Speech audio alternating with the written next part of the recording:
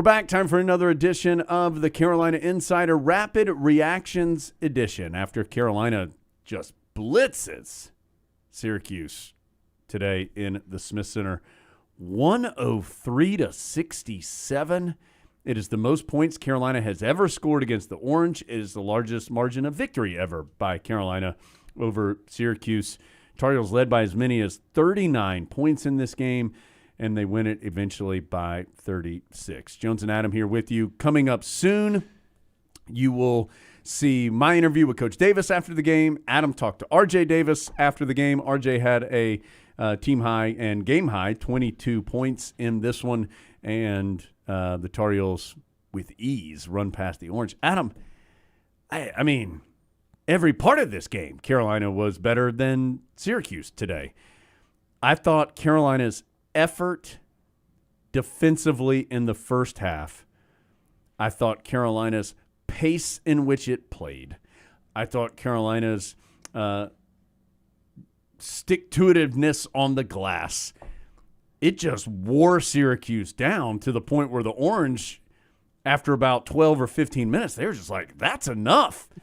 And then at the beginning of the second half, Carolina was up by 22 at halftime. Syracuse made a push. They scored 9 of the first 11 points of the second half, and then Carolina answered with a 10-0 run, and that was it. And the Tar Heels were just higher effort, higher execution. They were the much better team this afternoon. Ken Cleary and the Wizards in the control room can put the throw in the towel gif when you said that's enough, because that's what it felt like. Carolina just took Syracuse apart, the likes of which we don't normally see an ACC team do to an ACC team. I think that was the eye-opening part about it is that is an Atlantic Coast Conference opponent. And a team that was 11-4 and 2-2 in the league coming into the game. And it was just a destruction. In Carolina's bench, Carolina's starters, Carolina on the glass, Carolina in the backcourt, Carolina on offense, Carolina on defense. They did everything right. We'll look back at this game as like that is what Carolina could be. It's very hard to be that all the time. Yes. But they can be that, and I think that's the standard Hubert Davis is going to hold them to now, even though I thought there was like a stretch of maybe like 3 minutes at the start of the second half where he wasn't real happy with how the Tar Heels were playing, but then he just twisted the knife a little, and they put the foot back down, and off they went.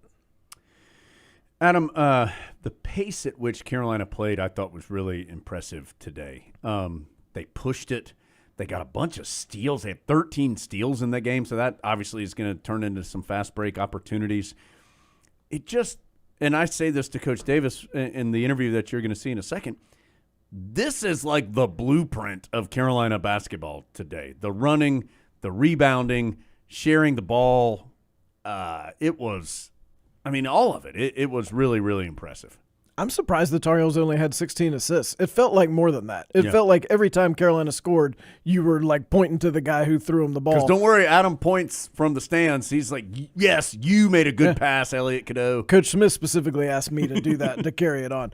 And just the pace, and it's not just one player pushing it up, it's his 4 teammates running with him. Yeah. And so that creates so many different offensive chances. There were so many pretty plays in this game. It's going to be fun just to go back and watch the highlights and see all the way the Tar Heels created all the easy baskets that they got. So we'll go through some of the individual numbers coming out of the interviews, but let's get to our conversations. I had a chance to talk to Coach Davis. Adam talked to R.J. Davis. Obviously, both those Davis guys were happy after this one. They saw their team play very, very well. So let's check in on those interviews. We'll come back, and a lot more to do after that here on the Carolina Insider. Thank you. We are inside the Continental Tire Coach's Corner after Carolina just blitzes Syracuse this afternoon, 103-67, the final score. Coach, a lot of this basketball game, your team played well. They ran, they rebounded, they shot well, they defended well, they shared the basketball. What a performance from your team. Yeah, I thought it was I was really proud of them. You know, it's a difficult, schedule. You play an emotional game on Wednesday night, and, then you have to get ready for a noon game on Saturday and, celebrate on Wednesday, but also get locked in and focus in preparation for against a really good Syracuse team. But I just thought defensively we were really good. One of the things that we wanted to do was defend without fouling.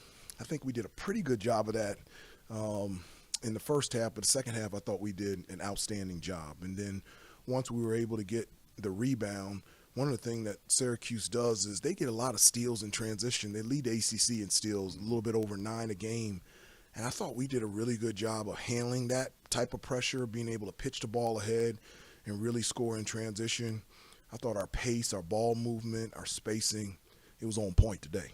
Steal-wise, it was your team that finished with 13 steals today. That turned into 23 points off of turnovers for your squad. Very active defensively. Yeah, I mean, defensively we're continuing to improve and just doing a really good job of protecting the paint, defending without fouling, getting steals and deflections.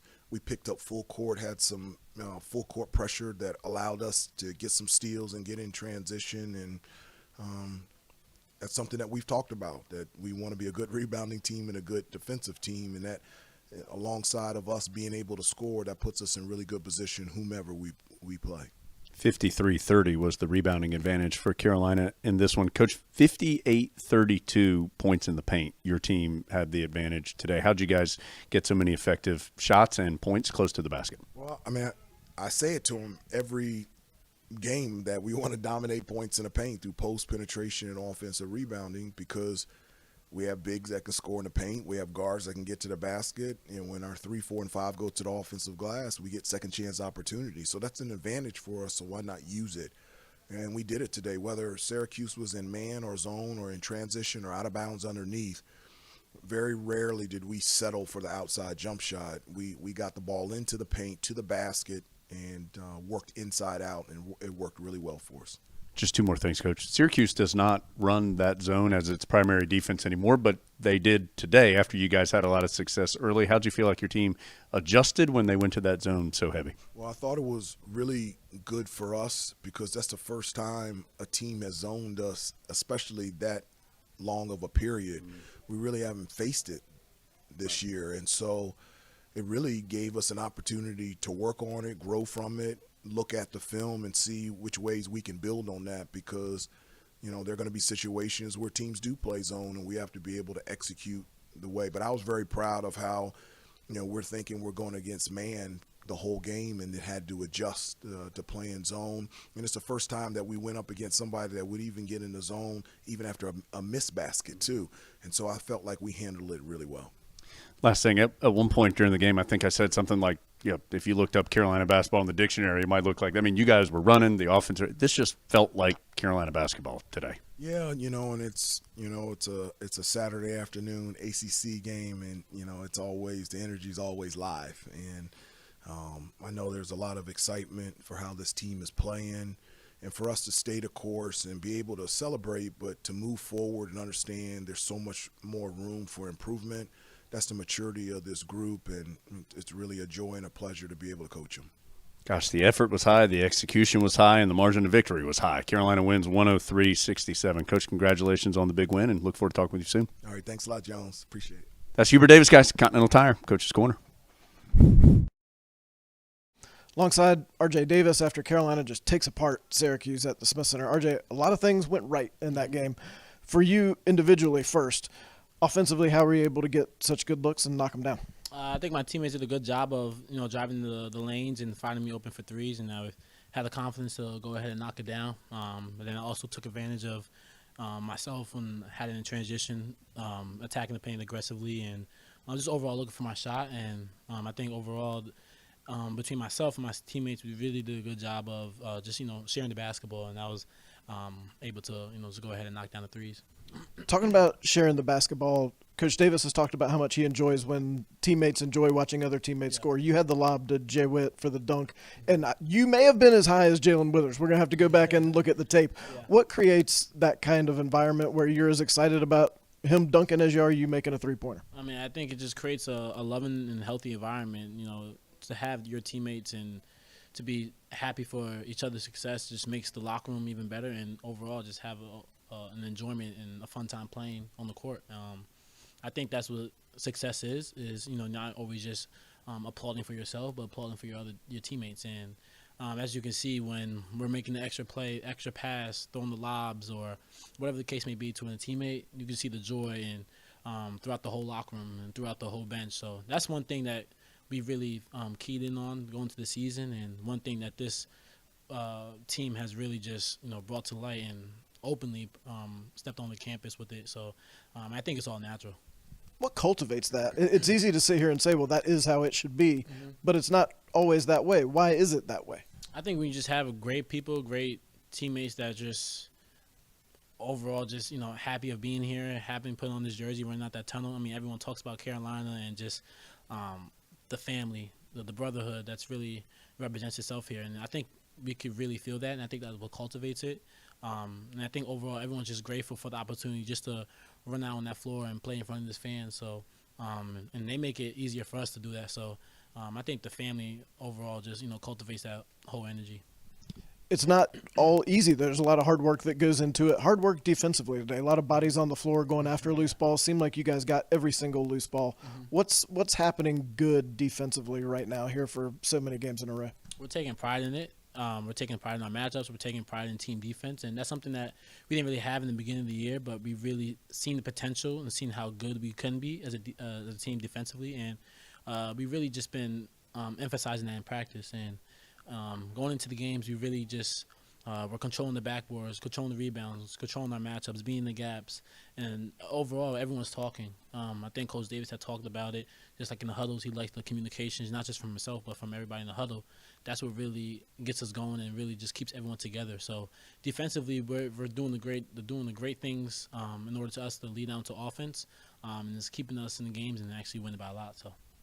Winning by a lot and getting biscuits. Have you ever in your life seen anything people enjoy more than Carolina getting 100 points? And how fun is it over there on the bench when you're trying to see who's getting that biscuit shot? Yeah, I mean, I think it's great. Just the overall environment and the energy from the crowd, just to see how we're at 98 and then you need 2 more points for biscuits. I mean, just they're all excited for biscuits. So I'm happy James was able to knock down those 2 free throws to get 100 for them. So, but I mean, I've never seen a crowd like that go crazy for some biscuits. You've never gotten to do the biscuit shot, have you? I think I might have. No, I don't think so. Actually, I might have. I'm not sure, but I do know this is probably the first year where we scored 100 times multiple games. So. One of the few offensive things R.J. Davis has not done, possibly, in his Carolina career. He'll work on it. Tar Heels just destroy Syracuse. Fun Saturday afternoon in Smith Center. R.J., thank you. Appreciate it. So for the third time this year, Carolina has 5 players in double figures. R.J. Davis with 22 led the way, also tied his career high with 5 steals. Armando Bacot, 16 points, 11 rebounds. He only played 16 and a half minutes. He could have had a huge statistical day had Carolina needed it. Harrison Ingram had a double-double as well, 11 points, 10 rebounds, also added 3 assists and 2 steals, 11 points and 6 rebounds for Jalen Washington. He had 2 steals as well. And Jalen Withers came off the bench and gave Carolina some good minutes, 10 points and 6 rebounds. Plus, he had 9 points for Ryan, 9 points for Trimble. So there were a bunch of different Tar Heels that contributed. Dewey Ferris was splitting double teams and laying it up at the end of the game. Rob Landry raining in threes. It was that type of day for the Tar Heels. If I had to be worried about something, and you just mentioned Rob Landry raining in a 3, everyone who wasn't R.J. Davis was 3 for 20 from 3. I think in order to beat a really, really good team, and Carolina's seen some this year, Connecticut and Kentucky spring to mind immediately, you're going to need that secondary perimeter guy to consistently score from beyond the arc. And the Tar Heels have had different guys at different times, but I think still looking for that one guy who, when R.J. Davis is double-teamed or something, you can count on him. He's going to knock you in a 3. Yeah, Ingram and Ryan were combined 1 of 8 from three-point range, and I think we'd agree that the 3 guys that Carolina's most comfortable with shooting the 3 right now would be Davis, Ryan, and Ingram. So they would need those guys and expect those guys, and you've seen it for the most part. Ryan, you'd love to see him be a little more consistent, but we're nitpicking on this game when Carolina wins 103-67 against a solid Syracuse team. So the Heels back at home on Wednesday. That's a late one, 9 o'clock Wednesday night. Carolina hosting Louisville. Louisville's had a tough year, but playing better. They defeated Miami last week. They were very competitive with NC State this weekend, so that'll be certainly a game that needs Carolina's full attention coming up on Wednesday night. But for today, it was all Tar Heels. They improved to 13-3 and 5-0 in conference play with a whopping 36-point win over Syracuse in the Smith Center. Thanks for being with us here on the Carolina Insider Rapid Reactions Edition, presented by Modelo.